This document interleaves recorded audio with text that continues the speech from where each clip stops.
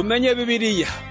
Iki ni ikiganiro utegurirwa na Dr. Verenano Makigi ukakigezwaho na Trans World Radio. Soma kandi wige Bibiliya usobanukirwe ijambo ry'Imana.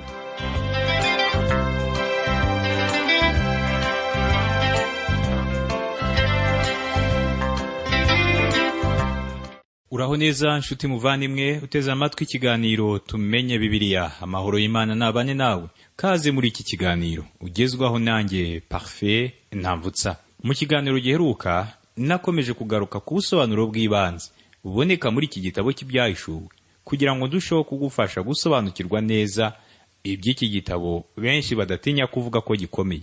Biratangaje kubona ukuntu muri iki gihe cyacu benshi mu bavuga butumwa bakomeje kwigisha ku buhanuzi. Inyigisho z'itorero zagiye zikura mu buryo bw'amateka uko ibihe byagiye bisimburana. Ubwa mbere inyigisho z'itorero zashingiraga ku byanditswe ko ari ijambo ry'Imana. Iyi nyigisho yakurikiwe n'indi yashingiraga ku bumuntu bwa Kristo. Iyi nyigisho ikaba izwi ku izina rya Christology mu ndimi z'amahanga. Nyuma haza kubaho indi nyigisho ivuga ku gakiza ariyo yitwa Soteriology. Uyu munsi rero jye nawe turi mu gihe cy'inyigisho y'ubuhanuzi kandi biradusaba kwitonda cyane mu byo twumva. Nshuti yanjye, ndashaka kukubwira ko Imana idahishura ukuri kwayo mu kuguha iyerekwa cyangwa inzozi, ahubwo tugomba kumenya neza ko ukuri kw'Imana kuzima guturuka mu gusobanura neza ijambo ry'Imana.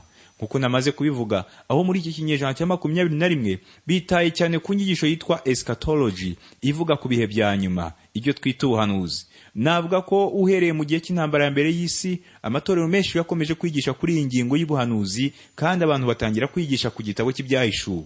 Nge ntabwo ngamije gusobanura Ibyahishuwe nk'ibintu bishya ngo nkunde mboneke ko ntandukanye n'abandi, bitewe n'uko hari itandukaniro n'abanerekana mu bisobanuro ubwo ari bwo bwose nshobora gutanga kuri iki gitabo cy'Ibyahishuwe.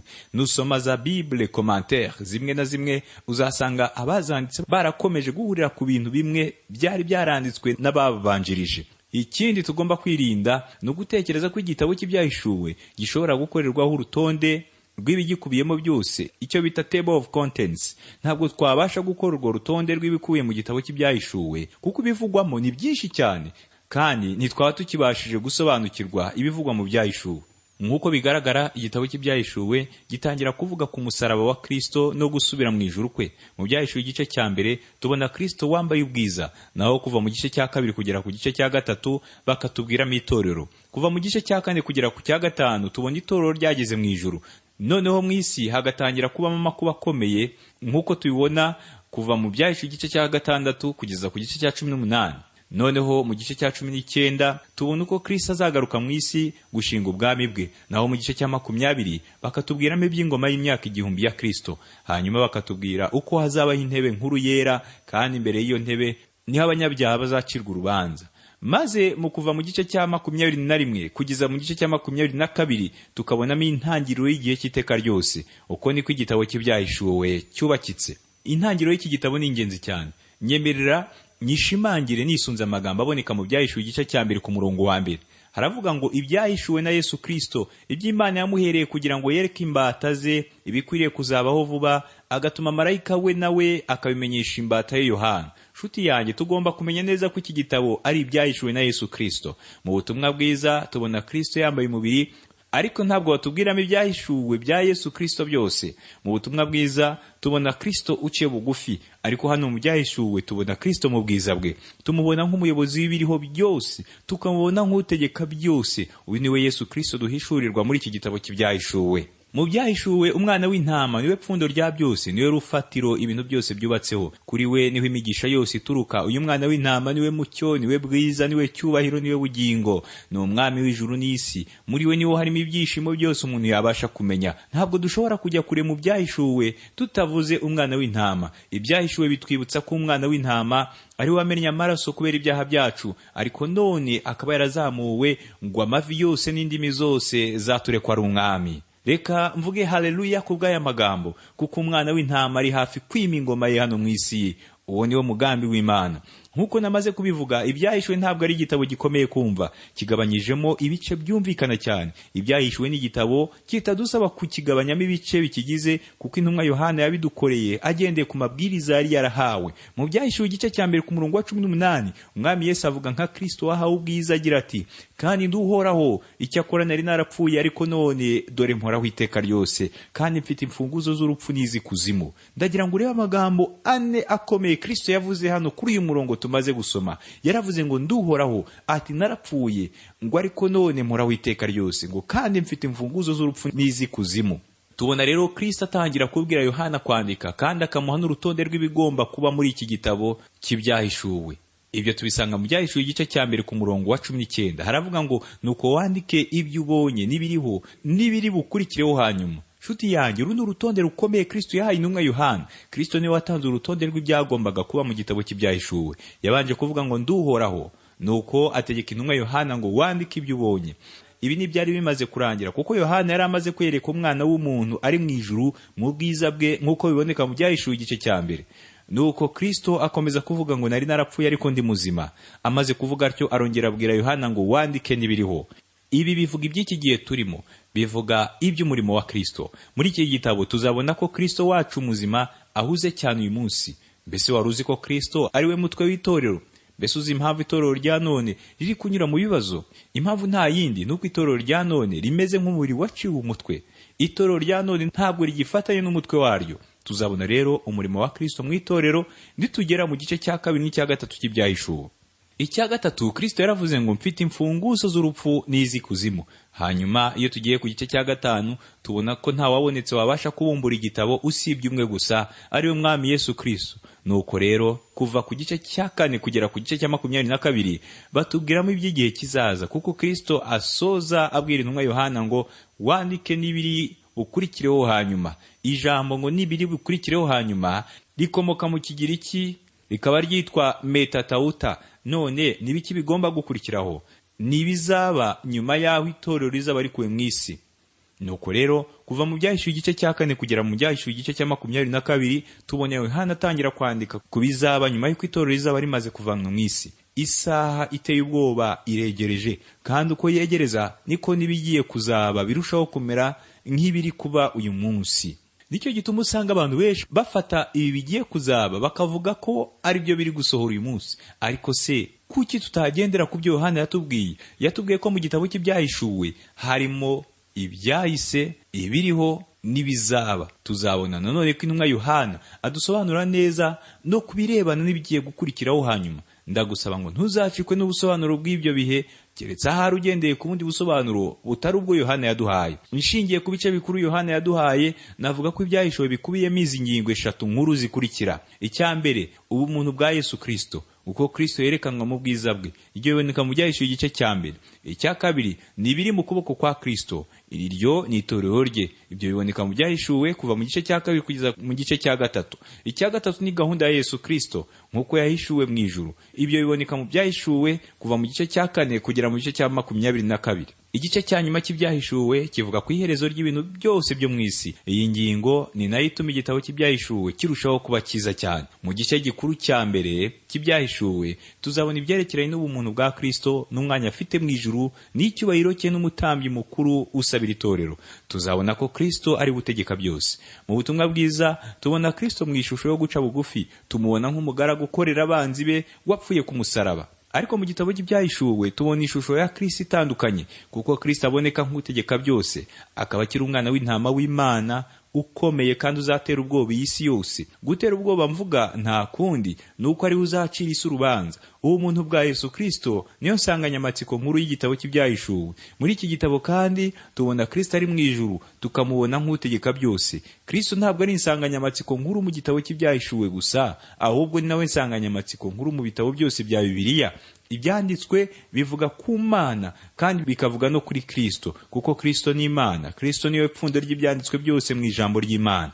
Ibi rero tugomba gukomeza kubizirikana mu gihe cyose tuzaba turi kwiga igitabo cy'Ibyahishuwe, kabone yewe no mu gihe twaba turi kwiga ubutumwa bwiza. Muri rusange Bibiliya itubwira ibyo Kristo yakoze, ikatubwira ibyo ari gukora, ikatubwira kandi n'ibyo azakora. Igitabo cy'Ibyahishuwe rero nacyo kitubwira ibyo Kristo ari gukora, kikanatubwira ibyo azakora.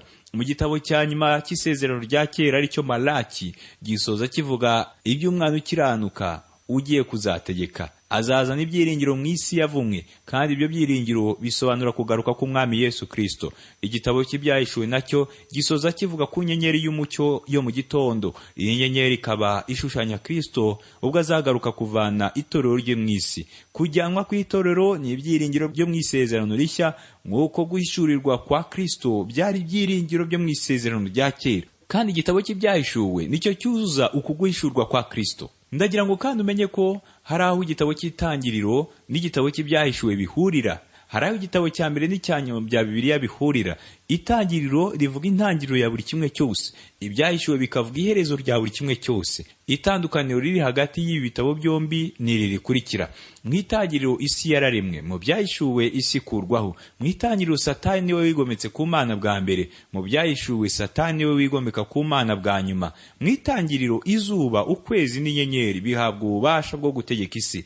Mu Byahishuwe izuba, ukwezi n'inyenyeri bihabwa ububasha bwo gucira isi urubanza. Mu Itangiriro izuba rihabwa ububasha bwo gutegeka amanywa, mu Byahishuwe izuba ntirikenerwa. Mu Itangiriro umwijima witwa ijoro, mu Byahishuwe ijoro ntiribayo. Ibyo wabisoma mu Byahishuwe igice cya 21 ku murongo wa 25 no mu gice cya 22 ku murongo wa 5. Mu Itangiriro amazi yitwa inyanja, mu Byahishuwe nta nyanja ibaho. Mu Itangiriro habonekamo irembo rijyana mu cyaha, mu Byahishuwe hakabonekamo irembo ryo kuva mu cyaha. Mu Itangiriro umuntu yaravumwe, mu Byahishuwe umuvumo ukurwaho. Mu Itangiriro urupfu rwinjiye mu isi, mu Byahishuwe nta rupfu rwongera kubaho. Mu Itangiriro habonekamo intangiriro y'agahinda n'umubabaro, mu Byahishuwe nta marira n'agahinda byongera kubaho. Mu Itangiriro habonekamo ubukwe bwa Adamu wa mbere, mu Byahishuwe habonekamo ubukwe bwa Adamu wa nyuma. Mu Itangiriro habonekamo umurwa w'umuntu ari wo Babuloni yubatswe, mu Byahishuwe habonekamo umurwa wubatswe n'umuntu ari wo Babuloni usenyuka, maze umurwa w'Imana ari wo Yerusalemu nshya ukazamurwa. Mu Itangiriro havugwamo iby'uko Satani azapfa, mu Byahishuwe Satani arapfa. Biratangaje kubona ko igitabo cy'Itangiriro gifungura Bibiliya kitabwira abo mu isi gusa, ahubwo kibwira abo mu isanzure bose, kigira kiti mbere na mbere Imana yaremye ijuru n'isi, nk'uko byanditswe mu Itangiriro igice cya mbere ku murongo wa mbere. Nanone kandi tubona ko igitabo cya nyuma gisoza Bibiliya kitabwira abari mu isi gusa, ahubwo kibwira abari mu isanzure bose, kuko mu Byahishuwe tubona yuko Imana izakorana n'isanzure ryose n'ibiri muri iryo sanzure byose ari byo biremwa byayo. Nshuti yanyu, ndakubwiza ukuri ko nta kindi gitabo wabona cyiza gitangaje nka Bibiliya. Uyu munsi rero ndakubwira uburyo Ibyahishuwe ari ubutumwa bw'Imana bwahawe Kristo, nawe akabuha marayika ngo abushyikirize intumwa Yohana, ngo nawe abone kubushyikiriza jye nawe. Nyemerera mbere yuko twinjira mu nyigisho y'uyu munsi, tubanze dufata akaruhuko gato cyane, maze ngaruke mu kanya twiganirire. Ukomeze gufashwa mu izina rya Yesu.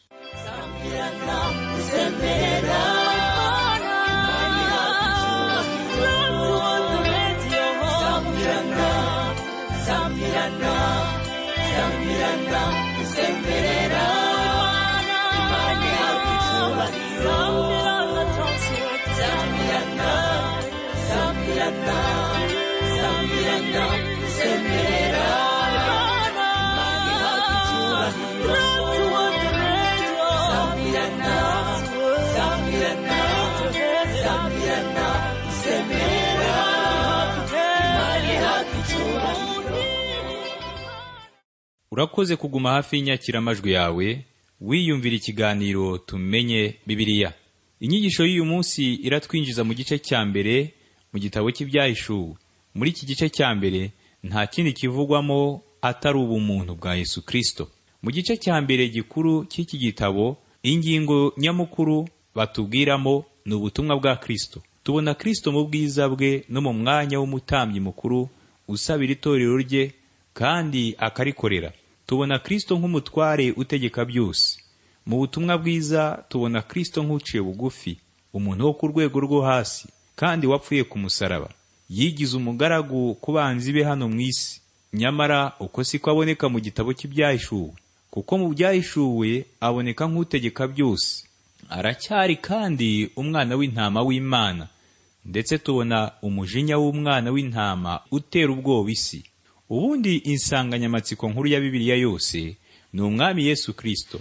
Ibyanditswe bivuga ibintu bibiri, bivuga Imana bikavuga na Kristo, ari byo theocentric, bisobanura ko Bibiliya ari ibyanditswe bivuga ku Mana, ndetse na Christocentric, bisobanura ko Bibiliya ari ibyanditswe bivuga kuri Kristo. Kuva Kristo ari Imana niwe pfundo ry'ijambo ry'Imana ryose. Ibi tugomba kubizirikana mu gihe turi kwiga iki gitabo cy'Ibyahishuwe kurusha uko twabibona mu bindi bitabo bya Bibiliya. Tugomba kandi kubizirikana cyane mu gihe turi kwiga ibitabo bigize ubutumwa bwiza. Bibiliya itubwira ibyo Kristo yakoze, ikatubwira ibyo ari gukora, ikatubwira ndetse n'ibyo azakora. Ibyahishuwe bishimangira ibyo Kristo ari gukora, bikavuga n'ibyo azakora. Ibi rero tugomba kubizirikana. Fata Bibiliya yawe rero dusomere hamwe amagambo dusanga mu Byahishuwe igice cya mbere ku murongo wa mbere. Bibiliya iravuga ngo, ibyahishuwe na Yesu Kristo, iby'Imana yamuhereye kugira ngo yereke imbata ze ibikwiriye kuzabaho vuba, agatuma marayika we nawe akabimenyesha imbata ye Yohana.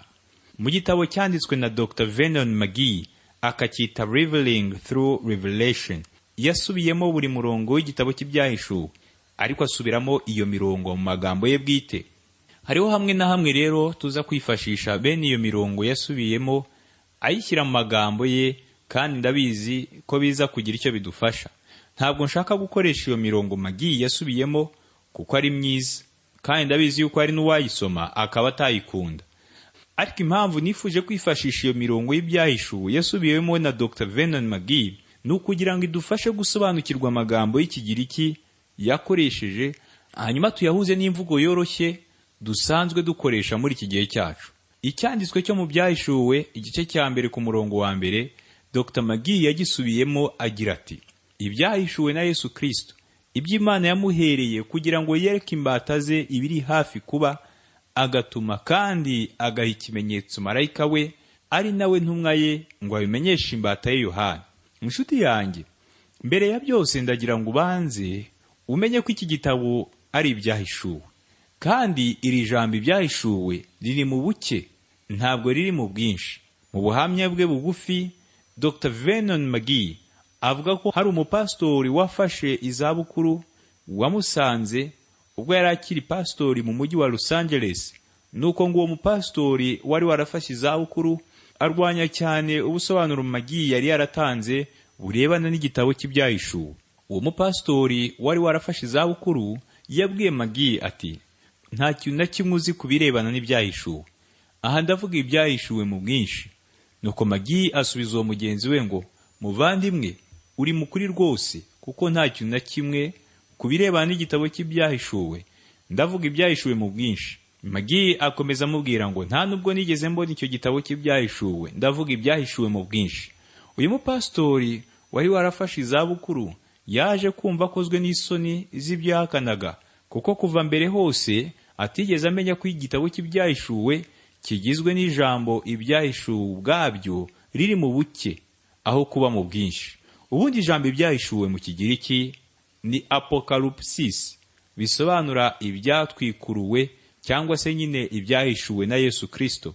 Twasomye rero ijambo rivuga ngo kugira ngo yereke imbata ze ibikwiriye kuzabaho vuba. Mu gice cya nyuma cy'Ibyahishuwe, Yohana yarabwiwe ngo, amagambo y'ubuhanuzi bw'iki gitabo ntuyazigame ngo uyagire ubwiru, kuko igihe kiri bugufi. Aya magambo yanditse mu Byahishuwe ibice 22 ku murongo wa 10. Ibyahishuwe ntabwo ari igitabo cy'ubwiru, ni igitabo gifunguye kandi abantu b'iki gihe bashobora kucyumva. Ibyahishuwe ni igitabo gitandukanye n'ubuhanuzi buboneka mu gitabo cya Daniyeli, kuko Daniyeli yabwiwe ko agomba kugira ubwiru ubuhanuzi yari amaze guhabwa n'Imana.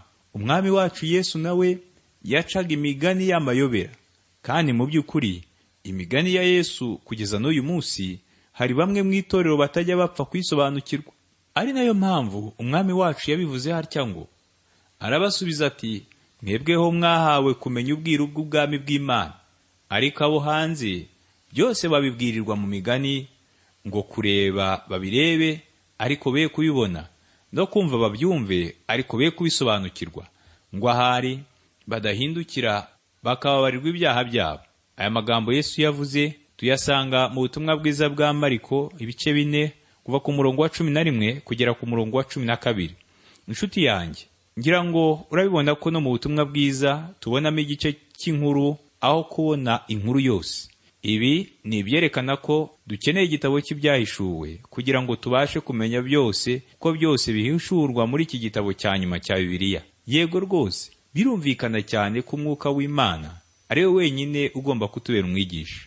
Ariko rero tubona neza ko igitabo cy'Ibyahishuwe gikuraho umwenda, maze tukabona Kristo mu bwiza bwe buhishuwe, mu mbaraga no mu cyubahiro cye. Inshuti yanjye, ibi byose ni ibyerekana ko igitabo cy'Ibyahishuwe atari igitabo cy'amabanga cyangwa amayobera nk'uko benshi babitekereza, ahubwo ni igitabo gikuraho icyitwa ibanga cyose, hanyuma nanone kikitwa ubuhanuzi ku murongo ukurikiraho nk'uko tuzabibona.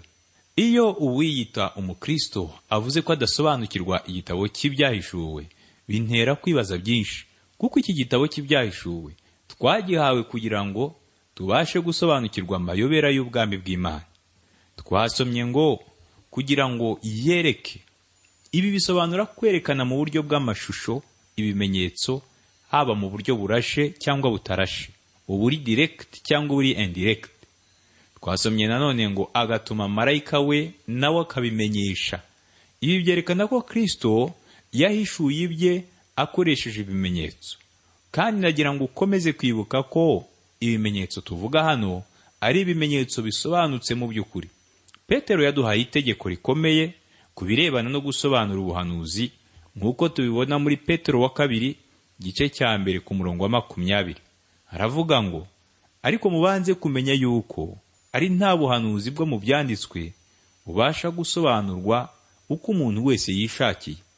Inshuti yanjye, ntabwo ari ugupfa gusobanura umurongo wa Bibiliya uko wiboneye, ahubwo uwusobanura mu mucyo w'ijambo ry'Imana ryuzuye.